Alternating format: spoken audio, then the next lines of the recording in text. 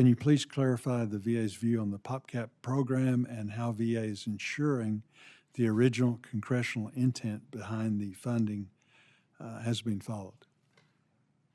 Thank you, Dr. Boozman, for that question. So first, I can't comment directly on the legislation speaking to the PopCap, but to answer your question, when we were looking at the assignment that was given to us through the Cleveland Dole Act, was passed in 22, about how to manage the PopCap and the future of that, we looked to our knowledge that we'd gained from other types of systems integration so that we could expand the PopCap effect across the entire enterprise. So we looked particularly to LPOP, which is the Lung Precision Oncology Program, which was at 114 sites. And we said that that was a good model that we knew worked. That model had done two notable goals that I thought were relevant to PopCap. One was molecular testing. So for lung cancer, the testing rate had increased most recently up to over 80%, which is higher than pretty much everybody else in the country. So that was one thing. So we noticed that the molecular testing rate was able to go up. And for prostate cancer, the molecular testing rate is still struggling.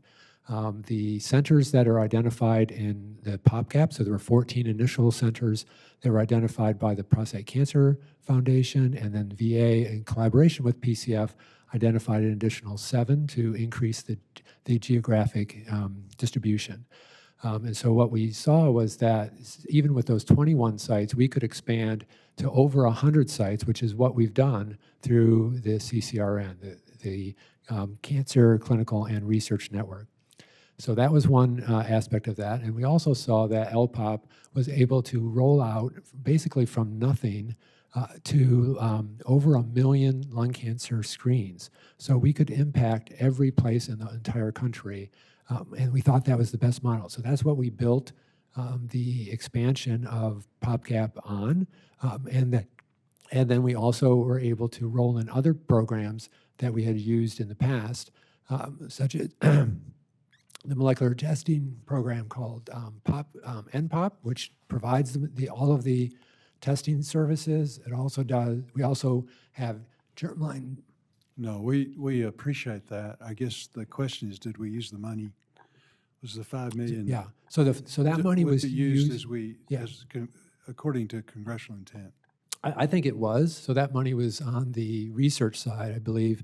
We used the clinical money to support the clinical operations, obviously, but the $5 million was for research to be directed in that fashion, and that was what I understand was the basis for using that money to expand specifically for prostate cancer. So the CCRN mission, the selection of sites, identifies only one cancer that they have to do, and that's prostate cancer. Very good. Thank you.